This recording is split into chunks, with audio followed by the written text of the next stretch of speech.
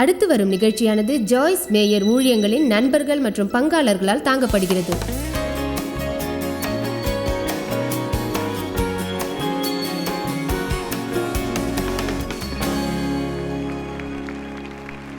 இந்நாளில் உம் வார்த்தைக்காக உமக்கு நன்றி பிதாவே. எங்கள் இதயத்தை பாதுகாக்கும்படியாகவும் அது எங்கள் வாழ்க்கைக்கு பயனளிக்கும்படியாகவும் உம்மிடம் ஜெபிக்கிறேன். இன்று எதை குறித்து உங்களுக்கு போதிக்கப் போகிறேன் என்று சொல்லாமல் மேலே வந்து எனக்கு இருக்கும் இருதய பாதிப்பை பற்றி இந்த வாரத்திலே நான் கண்டறிந்தேன் என்று சொல்லியிருப்பேன். ஆனால் எல்லோரும் வாயை ஆனால் உண்மை என்னவென்றால் எனக்கு இருதயத்தில் இருக்கும் நிலைமைதான் உங்களுக்கும் இருக்கிறது. இங்கிருக்கும் அத்தனை பேரின் இருதயமும் ஒரே நிலைமையில் தான் இருக்கிறது.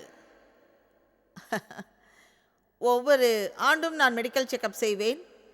டாக்டர் என் இருதயத்தை பரிசோதிப்பார். கிறிஸ்தவர்களும் அதைவிட அடிக்கடி அவர்களுடைய இருதயத்தை பரிசோதிக்க வேண்டும் என்று நான் நம்புகிறேன். ஏனென்றால் சத்தியமாகவும் நேர்மையாகவும் நாம் அற்புதமாக நடை போட்டு நம்முடைய கிறிஸ்தவ காரியங்களை செய்து கொண்டிருக்கும் பொழுது எங்கிருந்தோ நம் இருதயத்தில் ஊடுருவிய ஒன்று நம்மையும் புண்படுத்தி மற்றவர்களையும் புண்படுத்தி கொண்டு இருக்கிறது. ஏனென்றால் நம்மில் இருப்பது நம் இருதயத்தில் இருந்துதான் வருகிறது. எத்தனை சீக்கிரத்தில் இருதயத்தின் தவறான நிலைமையை கண்டுபிடித்து சரி செய்கின்றோமோ அத்தனை நல்லது உனக்கு. நாள்பட்ட கெடுதல் நம்முடைய வாழ்க்கையில் இருக்க இருக்க நன்கு வேரூன்றி அவற்றை தீர்ப்பதே மிக கடினமாகிவிடும். ஆக இந்த வாரத்தில் இருதயங்களின் நிலைமையை பற்றியும் தேவன் இருதயத்தை எவ்வாறு சோதித்தருகிறார் என்பதை பற்றியும் அதிக நேரம் செலவிட்டு நாம் பார்ப்போம். நம்முடைய வாழ்க்கையில் வரும் தேர்வுகள் நமக்கு மிக முக்கியமானவைகள். நம்மால் எவ்வளவு எடுக்க முடியும் என்று தேவன் உட்கார்ந்து விளையாடும் விளையாட்டல்ல இவை. நம்மில் இருப்பதை பற்றி அறிந்து கொள்வதற்காக தேவன் நமக்கு தேர்வு வைப்பதில்லை. அனைத்தையும் அவர் ஏற்கனவே அறிந்தவராயிருக்கிறார். மாறாக நம்மில் இருப்பவையை காண்பதற்காக தேர்வு வைக்கிறார். அப்படி பார்க்கும்போது பல சமயம் நமக்கே ஆச்சரியமாக இருக்கும். ஆமென், நானா செஞ்சேன், என்னால் நம்ப முடியல என்போம். இப்பேற்பட்டவைகள் தான் தேவன் நாம் காணும்படியாகவும் அவைகளை எதிர்கொண்டு சரி செய்யும்படியாகவும் வைக்கிறார். இவ்வாறு தான் நாம் வளர்கிறோம். சத்தியம் நம்மை விடுதலையாக்குகிறது. இருட்டில் வாழும்போதும் மோசத்தில் வாழும்போதும் நாம் விடுதலையாக்கப்படுவதில்லை. இருளின் தலைவன் சாத்தான். நம் வாழ்க்கையில் மறைத்து வைக்கும் எதுவாயினும் நம்மை கட்டுக்குள் வைக்க அவனால் இயலும். அது வெளிச்சத்திற்கு கொண்டு வரப்பட்டு வெளிப்படும் போது சரியாய் பார்க்க நாம் தயாராயிருந்து நன்மைத்தனத்தில் தேவனை சரி செய்ய அனுமதித்தால் சுதந்திரத்தின் புதிய பரிமாணத்துக்கு போய் புதியதொரு வல்லமையை நாம் பெறுவோம். ஆமென். ஆகவே நீதிமொழிகள் 4:23 எல்லா காவலோடும் உன் இருதயத்தை காத்துக்கொள், அதனிடத்தினின்று ஜீவ ஊற்று புறப்படும். இப்போது இதை உற்று பாருங்கள். மற்றவர் உன் இதயத்தை காக்கும்படி இது சொல்லவில்லை. தேவன் உன் இதயத்தை காப்பார், ஜாய்ஸ் உன் இதயத்தை காப்பார், உன் அக்கம் பக்கத்தார் உன் இதயத்தை காப்பார், உன் போதகர் உன் இதயத்தை காப்பார் என்று சொல்லவில்லை. உன் இதயத்தை நீ காத்துக்கொள் என்று சொல்கிறது. நாம் ஒவ்வொருவருமே எடுத்துக்கொள்ள வேண்டிய பொறுப்பு இது. இன்று வேறு எதையும் நீங்கள் கற்றுக்கொள்ளாவிட்டாலும் உங்கள் இருதயத்தை காத்துக்கொள்ள வேண்டிய பொறுப்பு உங்களுக்கு இருக்கிறது என்பதை மட்டும் உணர்ந்து கொள்ளுங்கள். உண்மையை சொன்னால் இது ஒரு முழு நேர வேலையேதான். ஏனென்றால் எந்த நேரத்தில் எது நம்மிடம் வரும் என்று நமக்கு தெரியாது. நம்மை யார் எப்போது புண்படுத்துவார்கள் என்பதையும் நம் இதயத்தில் திடீரென்று ஏற்படும் அந்த புண்ணை நாம் சரி செய்ய வேண்டியிருக்கும் என்றும் தெரியாது. பிறர் நம்மை மனமுறையை செய்வதும் துரோகம் செய்வதும் எப்போது செய்வார்கள் என்றே நமக்கு தெரியாது. உங்களுக்கே தெரியாது மற்றவர் என்ன செய்ய போகிறார்கள் என்று உனக்கு எப்படி தெரியும்? ஆகையால் தொடர்ந்து ஆவியானவரோடு கூடியிருந்து இந்த இருதய காரியத்தை கவனிக்க வேண்டும் என்று நம்புகிறேன். உங்களில் சிலருக்கு மிக முக்கியமான, நீங்கள் கலந்து கொண்டதிலேயே மிக முக்கியமான செமினாராக இது இருக்கும் என்று நான் நம்புகிறேன். ஏனென்று சொல்கிறேன், உன் அந்தரங்க வாழ்க்கையை விட முக்கியமானது வேறு எதுவும் இல்லை. தேவனோடு நான் நடந்தபோது என்னுடைய வாழ்க்கையை புரட்டி போட்ட அநேக காரியங்கள் இருக்கிறது. தெரியும்படியானவைகள். நான் ரட்சிக்கப்பட்ட போது தேவனுடைய கரத்தை மட்டுமல்ல அவர் முகத்தையே நாட வேண்டும் என்று நான் கற்றறிந்த போது இது அறிந்திருக்க வேண்டிய முக்கியமான கட்டம். ஏனென்றால் தேவன் நமக்கு செய்யும் காரியங்கள் அல்ல முக்கியமானது, மாறாக அவரின் பிரசன்னம்தான். ஆகையால் தான் எனக்கு அது முக்கியமாக இருந்தது. என் அந்தரங்க வாழ்க்கை பற்றியது. ஏனென்றால் என் நிஜ வாழ்க்கையே என்னிடம் உள்ளது. உண்மையிலேயே உங்களுடைய சூழ்நிலைகள் தான் உங்களுடைய வாழ்க்கை என்று இல்லை. வாழ்க்கை என்பது நீ வாழும் வீட்டை சார்ந்ததல்ல, நீ பார்க்கும் வேலையை சார்ந்ததல்ல, உன் பணத்தை சார்ந்ததல்ல. ஏனென்றால் இவற்றையெல்லாம் நீ வைத்திருந்தாலும் உன்னுடைய வாழ்க்கை துக்ககரமாய் இருக்கலாம். இந்த உலகம் துக்ககரமான பணக்காரர்களால் நிறைந்துள்ளது, துக்ககரமான வெற்றியாளர்களால் நிறைந்திருக்கிறது, ஆடம்பர பங்களாவில் வாழும் ஜனங்களால் நிறைந்துள்ளது. எல்லோருமே துக்ககரமானவர்கள் தான். புரிகிறதா? வாழ்க்கையில் நன்மையான காரியங்களை அனுபவிக்க வேண்டாம் என்று சொல்லவில்லை. தேவன் நம்மை ஆசீர்வதிக்கவே விரும்புகிறார். ஆனால் அது நம் நிஜ வாழ்க்கை அல்ல. நிஜ வாழ்க்கை என்பதோ உங்களுக்குள்ளாக இருக்கிற வாழ்வுதான். கஷ்டமான சந்தர்ப்பத்தில் நீ எவ்வளவு சந்தோஷமாக இருக்கிறாய் என்பதும், எல்லாவித குழப்பத்திலும் எத்தனை சமாதானமாக இருக்கிறாய் என்பதும் தான். இன்றைக்கு உலகம் இருக்கும் நிலையில் உன்னுடைய இருதயத்தை நல்ல நிலைமையில் காத்துக்கொள்ளும் வழியை நீ அறிவாயானால் மிகவும் அற்புதமாக இருக்கும். யாராவது ஆமேன் சொல்வீர்களா? மத்தேயு 5:8, இருதயத்தில் சுத்தமுள்ளவர்கள் பாக்கியவான்கள், அவர்கள் தேவனை தரிசிப்பார்கள். நான் மிக நேசிக்கிறேன். தேவன் பேசுவதை கேட்க வேண்டுமா? இருதயத்தை சுத்தமாகவே. இருதயம் சுத்தமானவர்கள் பாக்கியவானவர்கள், தேவனை தரிசிப்பார்கள். இது கட்டாயமாக நிஜமாக கண்களால் பார்ப்பதை குறிக்கவில்லை. மாறாக தேவனுடைய பிரசன்னத்தை நாம் உணர்வதை பற்றியது என்றே நினைக்கிறேன். 1 பேதுரு 3:3-4 உள்ளே இருக்கிற மனிதன் தேவனுக்கு ஏற்றதாக இருப்பதை பற்றி கூறுகிறது. வசனத்தை திரையில் பார்ப்போம். மயிரை பின்னி பொன்னாபரணங்களை அணிந்து உயர்ந்த வஸ்திரங்களை உடுத்திக் கொள்ளுதலாகிய புறம்பான அலங்கரிப்பு உங்களுக்கு அலங்காரமாயிராமல் அழியாத அலங்காரமாயிருக்கிற சாந்தமும் அமைதலும் உள்ள ஆவியாகிய இருதயத்தில் மறைந்திருக்கிற குணமே உங்களுக்கு அலங்காரமாய் இருக்க கடவுது. அதுவே தேவனுடைய பார்வையில் விலையேற பெற்றது.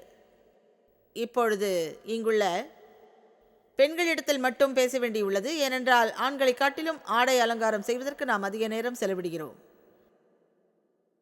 எல்லா ஆண்களும் அல்ல, ஒரு சில ஆண்கள் மட்டும். என்ன சொல்ல நினைக்கிறேன் என்றால், தேவ் நன்றாக உடுத்துவதற்கென்று காலை நேரத்தில் கொஞ்சம் நேரத்தை எடுத்து செலவிடுவார். அது நான் எடுத்துக்கொள்ளும் நேரத்தை விட மிக குறைவான நேரம்தான். முகத்தை அலங்கரிப்பதற்கென்று எடுத்துக்கொள்ளும் அதே நேரத்தை நம் இருதயத்தை பரிசோதிக்க எடுத்துக்கொண்டால் நாம் எப்படி இருக்கிறோம் என்று உங்களுக்கு தெரியும். நாம் கடக்கும் ஒவ்வொரு கண்ணாடியிலும் நம் அழகை பார்க்காமல் விடுவதில்லை. ஒன்றை மட்டும் உங்கள் கைப்பையில் வைத்திருங்கள். நான் வைத்திருந்த கண்ணாடியில் சரி பார்த்துவிட்டு தான் இங்கே வந்து மேடையேறினேன். ஹோட்டலில் ஆடை உடுத்தி கிளம்பிய பிறகு மீண்டும் சென்று சரிபார்த்து, காதணிகளை சரிபார்த்து, உடைகளை சரிபார்த்து, மீண்டும் சரிபார்த்து, எப்போதும் சரிபார்த்து கொண்டுதான் இருக்கிறோம். நான் சொல்ல வருவது, இங்கே வந்ததும் கிரீன் ரூமில் ஒரு கண்ணாடி இருந்தது. அது ஏன் பச்சை அறை என்று அழைக்கிறார் என்று தெரியவில்லை. எப்படியோ கண்ணாடி இருந்து சரிபார்த்து மேடை ஏறியதும் அங்கே அதிலே ஒரு ஃப்ளாஷ் அடித்தது. வெளியே வருவதற்கு முன் என்னை சரிபார்த்து கொண்டேன். நாம் எப்படி இருக்கிறோம் என்று அறிவதற்கு இத்தனை சிரமங்களை எடுக்கும்போது, எதுவும் கோணலாக இல்லாமல், லிப்ஸ்டிக் அழியாமல், எதுவும் கலையாமல், காதணிகள் கோணி போகாமல், எல்லாம் நல்லபடியாக அதன் இடத்தில் உள்ளவாறு சரிபார்க்கும் போது நிச்சயம் நம் இதயத்தை சரிபார்க்கவும் சிறிது நேரம் ஒதுக்கலாம். உண்மையை சொல்ல வேண்டுமென்றால், என் மேலாடையை குறித்து தேவனுக்கு அத்தனை பெரிய வித்தியாசம் ஒன்றுமில்லை. ஏனென்றால் உண்மையிலேயே அவர் பார்ப்பதும், ஏன் நம் எதிரி நம்மை பார்ப்பதும், நம்முடைய ஆவியிலே எவ்வாறு உடுத்தி இருக்கிறோம் என்பதைத்தான். நடப்பு என்னவென்றால், ஆன்மீக ராஜ்யமும் இயற்கையான ராஜ்யத்தைப் போல நிதர்சனமானதுதான். நாம் பார்க்க இயலவில்லை என்ற காரணத்தினால் அது இல்லை என்று ஆவதில்லை. நம்முடைய உள்ளிருக்கும் வாழ்க்கைக்கும் நம்முடைய சிந்தனைகள் மற்றும் மனோபாவத்துக்கும் அதிக கவனம் செலுத்த வேண்டியதாக இருக்கின்றது. ஆமென். இதுவரை பேசியது உங்கள் அனைவருக்கும் ஓகே தானே? இப்போது நம் இருதயம் உள்ளே அடைந்திருக்கிறது. இருதயத்தை பற்றி பேசும்போது உணர்ச்சிகளால் நம் மொத்த ஆன்மீக வாழ்வு, மனம் பற்றிய வாழ்வு மற்றும் நம்முடைய சரீர சம்பந்தமான வாழ்க்கை, இவைகளால் உள்ளே அடைப்பட்டு கிடக்கின்றது. அதுதான் நம்முடைய அடி ஆழமான இருதயம். தேவனிடத்திலிருந்து நான் கற்றுக்கொண்ட முதல் பாடம், நான் வீட்டிலே அமர்ந்திருக்கையில் அப்போது நாம் அமர்ந்திருந்த சோஃபா எல்லாம் இன்று கூட நினைவிருக்கிறது. அப்போது வீட்டில் சிறியதாக பைபிள் ஸ்டடி நடத்தி கொண்டிருந்த சமயம் பெரிய கனவோடு கூடிய காட்சி நிறைந்த காலம். இன்று இருக்கும் நிலையை விட அதிக தொலைவோடு கூடிய ஒரு நிலைமை. 3 குழந்தைகள். அவர்களை விரைவில் உறங்க வைத்தால்தான் நான் அமர்ந்து படிக்க சில மணி நேரங்கள் கிடைக்கும். ஏனென்றால் தேவன் என்னை அழைத்திருந்தார் என்பதை நான் உணர்ந்தவளாக இருந்தேன். என்னால் பைபிள் காலேஜுக்கு 3 குழந்தைகளோடு போக இயலவில்லை. ஆகையால் தான் ஆவியானவரோடு பாடம் படித்து கொண்டு இருந்தேன். அந்த ஒரு நிலையில்தான் தேவன் எனக்கு கற்றுத்தந்த முதல் பாடம் நம் வாழ்க்கைக்கு அதி முக்கியமானதும் மீண்டும் மீண்டும் நாம் கற்க வேண்டிய பாடம். அது கொள்கைகளின் முக்கியத்துவம். கொள்கைகள் என்பது நாம் என்ன செய்து கொண்டுள்ளோம் என்பதை பற்றியதல்ல. கவனமாய் கேளுங்கள்.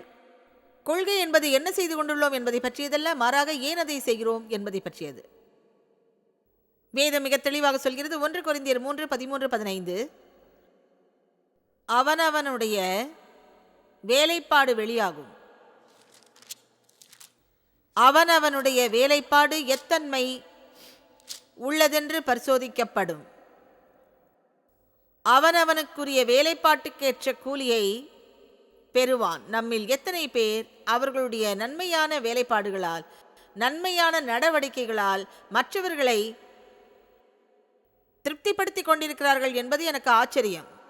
தீர்ப்பு நாளில் இவையெல்லாம் அக்னி கண்களால் பரிசோதிக்கப்படும் போது கிறிஸ்துவுடைய கண்கள்தான் அவை.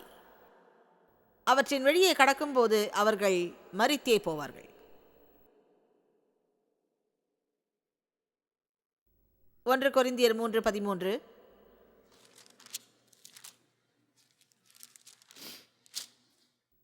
அந்த வசனத்தில் அது நமக்கு என்ன சொல்லுகிறது என்றால், அவனவனுடைய வேலைப்பாடு வெளியாகும் நாளானது அதை விளங்க பண்ணும். ஏனென்றால் அது அக்னியினாலே வெளிப்படுத்தப்படும். அவனவனுடைய வேலைப்பாடு எத்தன்மையதுள்ளதென்று அக்னியானது பரிசோதிக்கும். அதன் மேல் ஒருவன் கட்டியது நிலைத்தால் அவன் கூலியை பெறுவான். ஒருவன் கட்டியது வெந்து போனால் அவன் நஷ்டமடைவான், அவனோ ரட்சிக்கப்படுவான். அக்னியில் அகப்பட்டு தப்பினது போல இருக்கும். நம்முடைய வேலைப்பாடுகளால் நாம் ரட்சிக்கப்படுவது இல்லை. ஆக இது சொல்வது போல் தேவனுடைய கிருபையாலும் இரக்கத்தினாலும் கிறிஸ்து சிந்திய இரத்தத்தினால் மட்டுமே நாம் ரட்சிக்கப்படுகிறோம். நம்முடைய ஆவிக்குரிய வேலைப்பாடுகளுக்குண்டான கூலியை மோட்ச ராஜ்யத்திலே பெறுவோம். தூய்மையானவைகளுக்கு மட்டுமே, சரியான காரணத்துக்காக செய்யப்பட்டவைகளுக்கு மட்டுமே பெறுவோம். இப்போது தவறான காரணத்துக்கானவை என்னாகும்? இப்போது மத்தேயு 6 இதற்கான வெளிச்சத்தை காட்டுகிறது. நீயோ ஜெபம் பண்ணும்போது உன் அறை வீட்டுக்குள் பிரவேசித்து உன் கதவை பூட்டி அந்தரங்கத்தில் இருக்கிற உன் பிதாவை நோக்கி ஜெபம் பண்ணு. அப்போது அந்தரங்கத்தில் பார்க்கிற உன் பிதா வெளியரங்கமாக உனக்கும் பலன் அளிப்பார். வெளியரங்கமாக ஜெபம் செய்வதே தவறு என்று இது சொல்லவில்லை. மனிதர் காணும்படியாக செய்வதுதான் தவறு என்றே சொல்கிறது. மனிதர் காண வேண்டும் என்று அவர்களுக்கு முன்பாக உங்கள் தர்மத்தை செய்யாதீர்கள் என்று சொல்லுகிறது. நாம் எல்லோருமே உண்மையை சொல்ல வேண்டுமென்றால் உண்மையிலேயே நாம் எல்லோருக்குமே முழுங்குவதற்கு கஷ்டமான மாத்திரையாக இருக்கும். இப்படி ஒன்று நேரிடும் போது நீங்கள் இருக்க வேண்டும் என்று நினைக்கிற அனைவரையும் பற்றி நினைத்துக் கொண்டிருக்கிறீர்கள் என்று நினைக்கிறேன். நீங்கள் சொல்லலாம், ஓ மேன், அவங்க மட்டும் இங்கே வந்திருந்தா என் பையனை என்னை கூட்டிகிட்டு வந்திருக்கலாம், என் கணவரை இங்கே அழைச்சிட்டு வந்திருக்கலாம்னு நினைக்கிறீங்க. நல்ல செய்தி என்ன தெரியுமா? நீங்களாவது இங்கே வந்திருப்பது தான். தேவன் உங்களை இங்கு அழைத்து வந்திருக்கிறார். இது உங்களுக்கானது மட்டும்தான். மற்றவர்களை பற்றியதான உண்மையை நேர்கொள்வது எளிதான காரியம். நம்மை பற்றியதான உண்மையை எதிர்கொள்வது மிக மிக கஷ்டம். நம்மால் அதை மட்டும் செய்யக்கூடுமானால் புதியதொரு பரிமாணத்துக்கு நாம் சென்று விடுவோம். நமக்கே நாம் உண்மையாக இருப்போமே ஆனால் நல்லபடியாக நாம் கற்றுக்கொள்ளும் வரையிலாவது, நல்லபடியாக கற்றுக்கொள்வதற்கு முன்னர் தேவனோடு செய்ய வேண்டிய அநேக குத்து சண்டைகளும் உள்ளன. மற்றவரை திருப்திப்படுத்தவே வாழ்கிறோம் என்பதை ஒத்துக்கொள்ள வேண்டும். ஒன்றும் தெரியாத மாதிரி நடிக்காதீங்க. சும்மா என்கிட்ட முயற்சி பண்ணாதீங்க. உங்க எல்லாரையும் பார்த்தா உண்மை என்னன்னா, மற்றவர்களை திருப்திப்படுத்துவதை நிறுத்தாத வரைக்கும் நிஜமான விடுதலையை நமக்கு உணர முடியாது. 2-3 வருடத்தில் நான் முடிவுக்கு வந்த விஷயம் இதுதான்.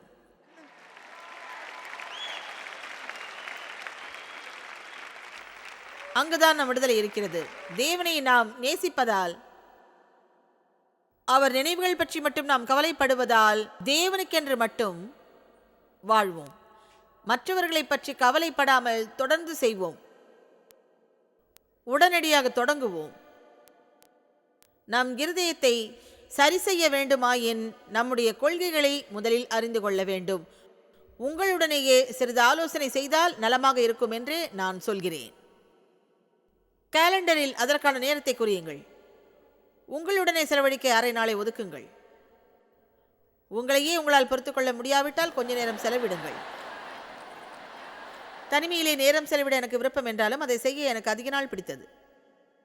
நீங்கள் செய்யும் அனைத்தையும் வரிசை கிரமமாக எழுதுங்கள். இதை ஏன் நான் செய்தேன் என்று பரிசோதிக்க ஆரம்பியுங்கள். உங்களுக்கு ஒன்று சொல்கிறேன், உண்மையாகவே ஒரு 4 மணி நேரம் உட்கார்ந்தால் பாதி காரியத்தை தொலைத்து முழுகினால் உங்கள் வாழ்க்கையும் பிஸியாக இருக்காது. ஏனென்றால் பாதி காரியத்தை எதுக்கு செய்கிறோம் என்று தெரியாமலே செய்கிறோம். அவங்களுக்கு பைத்தியம் பிடிச்சிடக்கூடாதுன்னு தான் நான் இது செய்கிறேன். அவங்க எதிர்பார்த்தாங்க, எனக்கு எரிச்சல் வருது, செய்யவே பிடிக்கல, தேவன் இதை விரும்பல, ஆனால் அவங்களுக்காக செய்கிறேன் என்று சொல்வோம். என்ன நடக்கிறது என்று தெரிந்து கொள்வதற்காகவே நான் சிலவற்றை செய்வேன். வேண்டுமென்றே மூக்கை நுழைப்பேன். உண்மையை சொல்கிறேன். அங்கே நடப்பதை தெரிந்து கொள்வதற்காகவே குழுக்கள் கமிட்டிகளில் இணைந்து கொள்வேன். நான் சொல்வது சர்ச் குழு, சர்ச் கமிட்டிகளை பற்றி. என் கணவரை கெஞ்சி கூடிய மட்டும் அழுத்தி அழுத்தி ஆலய மூப்பராக வேண்டினேன். தேவுக்கு துளியும் விருப்பமில்லை. அவர் யாரையும் திருப்திப்படுத்த வேண்டி வாழ்வதில்லை. அவர் ஜீவியத்தையும் தேவனையும் நேசிக்கவே முயற்சிப்பார். ஆனால் நடப்புகளை தெரிந்து கொள்ளவே நான் ஆசைப்பட்டேன். மூப்பர் கூட்டத்துக்கு சென்று அங்கு நடப்பவைகளை எனக்கு சொல்லுமாறு ஆசித்தேன். நீங்கள் உண்மையாக நிஜமாக நேர்மையோடு இருந்தால் உங்களை பற்றி அறிந்து கொள்ளும்போது ஆச்சரியப்படுவீர்கள். ஒரு நாள் பியூட்டி பார்லரில் நடந்த கதையை சொல்கிறேன். ஒரு நேரம் எல்லோருமே ஒரு ஐன்ஸ்டோன் ஜீன்ஸ் பெண்களை அணிந்து வந்த காலம். யாராவது அந்த பெண்களை ஞாபகத்தில் வைத்துள்ளீர்களா? யாராவது ஒன்றாவது வச்சிருக்கீங்களா? சரி. அதே போல ஒன்றை நான் அணிந்து கொண்டிருந்ததை பார்த்து அந்த பெண்மணி மிக ரசித்து ரொம்ப அருமையாக இருக்கிறது என்றார். எனக்கு நகத்தை அணி செய்த பெண், அந்த பெண்மணி கேன்சர் ஆஸ்பத்திரியில் நர்ஸாக உள்ளார் என்றாள். அந்த பெண்மணி, நான் ஒரு கிறிஸ்துவ பெண் என்றாள். மேலும் அவள், எனக்கு ரொம்ப வேதனை, கிறிஸ்துவை பற்றி ஜனங்களிடம் பேச ஆசை, ஆனால் எங்கள் ஆஸ்பத்திரியோ அனுமதிக்காது என்றாள். ஒருவேளை இந்த பின்னை அந்த அம்மாள் அணிந்து கொண்டால் பேஷண்ட்டை கவனிக்க குனியும் போதெல்லாம் இயேசுவின் நாமத்தை பார்க்கலாமே என்று உடனே எனக்கு பொறி தட்டியது. இதுவரை எல்லாம் சரி. அந்த பெயர், நாம் ஊழியம் செய்வதற்கு அந்த பெயர் மட்டும் போதும். ஆக இந்த பின்னை அவர்களிடத்தில் கொடுக்கலாம் என்று நினைத்து கொண்டே இருந்தேன். அதை நான் இப்பொழுதே கொடுத்து விடலாம். ஒருவேளை நான் போவதற்குள் அந்த அம்மா போய்விடக்கூடும். அந்த க்ஷணத்திலேயே நகம் சரி செய்யும் அந்த பெண்ணானவள் என்னிடம் வந்து, ஜாய்ஸ், என் பவுடர் தீர்ந்து விட்டதால் பக்கத்தில் போய் வாங்கி கொண்டு 1 நிமிடத்தில் வருகிறேன் என்று கூறி சென்று விட்டாள். நானும் அந்த அம்மாவும் அதனால் தனிமையில் விடப்பட்டோம். தேவன் சரியான சந்தர்ப்பத்தை உண்டாக்கி, தேவன் என்னிடத்தில் பேசி உங்களிடத்தில் இதை தரும்படியாக பணித்தார் என்று சொல்லுமாறு செய்தார். என் வேலையை நான் பார்த்து கொண்டு இருந்தேன். ஓ நோ நோ, அந்த பெண் வரட்டும் என்று என்னுடைய மனசுக்குள் நடந்த போராட்டத்தால் காத்திருந்தேன். ஒருவேளை நான் அவர்களிடம் தந்திருந்தால் அந்த அம்மாவுக்கு மிக உபயோகமாக இருந்திருக்கும். கிறிஸ்தவ ஜீவியத்தில் கொடுப்பதுதான் நியதி என்பதையும் அவர் அறிந்திருப்பார். அந்த அம்மாவையும் கொடுத்து வாழ தூண்டி இருக்கும். நான் முட்டாளாக உலக பிரகாரமாயிருந்து விட்டேன். கடையை விட்டு வரும்போது உனக்கு கிடைத்த கைமாறை நினைத்து உனக்கு சந்தோஷமாய் இருக்குமே.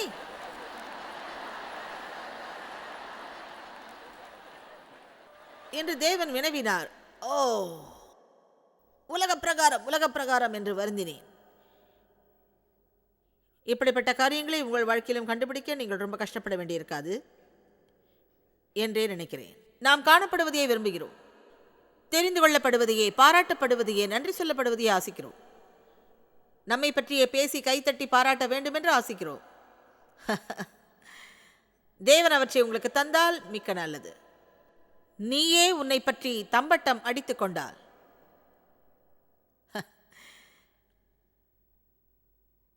உன் வெகுமானத்தை இழந்தவனாகிறாய். இப்போது என் நேரத்தை வீணாக்குவதால் என் வெகுமானம் போய்விடும். ஆனால் உங்களுக்கு ஒன்று இருதயத்தின் ஆழத்திலிருந்து சொல்கிறேன், உங்களை திருப்திப்படுத்த நினைக்கவில்லை, உங்களுக்கு போதிக்கவென்றே வந்தேன். ஏதோ ஒரு வழியில் உங்களுக்கு சொல்ல வேண்டிய செய்தியை சொல்லியே தீருவேன்.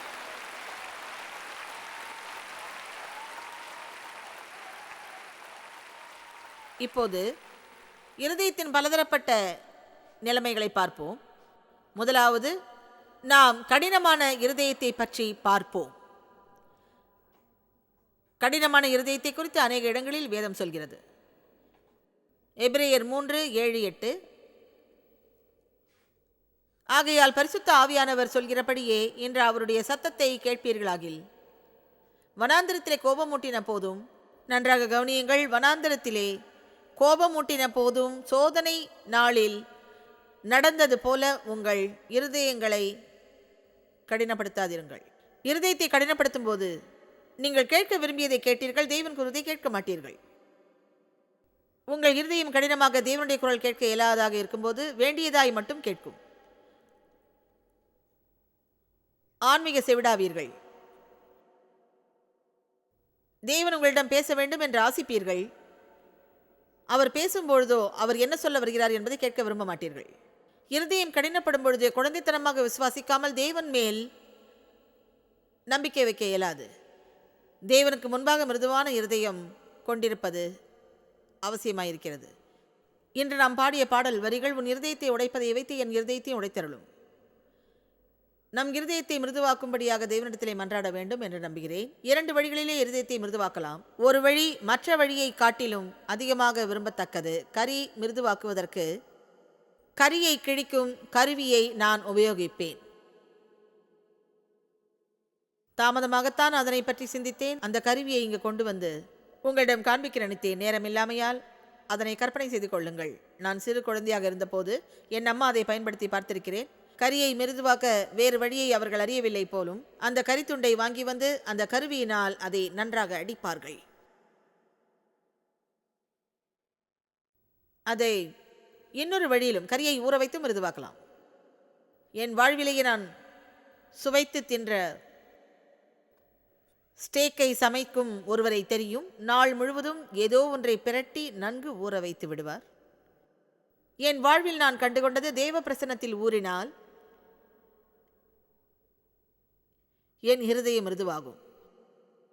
ஏனென்றால் தேவனிடம் அதிக நேரம் கழித்துவிட்டு உன்னால் அவரை நேசிக்காமல் இருக்கவே இயலாது. ஆகையால் ஊறும் முறை அதிகமாக விரும்புகிறேன். தேவனிடம் மக்கள் அமர்ந்த நேரத்தை செலவிடாமல் போனால், சரியான முறையை பின்பற்றாவிட்டால், தேவன் ஏற்படுத்தும் சில சூழ்நிலைகளோ நீ அந்த கரியை தட்டும் கருவிக்கடியில் மாட்டி உதைப்பட்டது போல உன்னை உணர வைத்துவிடும். நான் சொல்வதை கேட்கிறீர்களா? சரி. நம்முடைய மனசாட்சியும் இருதயத்தையும் தேவனிடத்திலே மிருதுவாக வைத்திருக்க வேண்டியது அத்தியாவசியம் என்று நினைக்கிறேன். மகத்தான தெய்வ வசனம் ஒன்று உள்ளது. எல்லா காவலோடும் உன் இருதயத்தை காத்துக்கொள், அதனிடத்திலிருந்து ஜீவ ஊற்று புறப்படும். இது குறிப்பது என்ன என்று உங்களுக்கு புரிகிறதா? எதனையாவது காக்க வேண்டுமென்றால் அதிகமாக கவனம் செலுத்துவது அவசியமாயிருக்கிறது. அங்கே இருக்கக்கூடாத காரியங்கள் ஏதேனும் இருந்தால் ஜெபித்து அவற்றை சரி செய்ய வேண்டியிருக்கிறது. எதனை உள்ளே வைத்திருக்க வேண்டும், எதனை வெளியே தூக்கி எறிய வேண்டும் என்பதை நீங்களே தேர்ந்தெடுக்கலாம். பங்காளர்களுக்கும் எங்களது நன்றியையும் பாராட்டுகளையும் தெரிவிக்கிறோம். ஒன்றாய் இணைந்து நாம் பசியுள்ளவர்களை போஷித்து உடைகளை கொடுத்து தேசங்களுக்கு சுவிசேஷத்தை சொல்லி வருகிறோம். எங்களை தொடர்பு கொண்டு உங்கள் ஜெப தேவைகள் மற்றும் எங்களின் வெளியீடுகள் பற்றி அறிந்து, ஜாய்ஸ் அவர்கள் நிகழ்ச்சிகளை அறிந்து எங்களோடு இணைந்து தேவ அன்பை உலகிற்கு பரவச் செய்யுங்கள். அடுத்து வரும் நிகழ்ச்சியானது ஜாய்ஸ் மேயர் ஊழியங்களின் நண்பர்கள் மற்றும் பங்காளர்களால் தாங்கப்படுகிறது.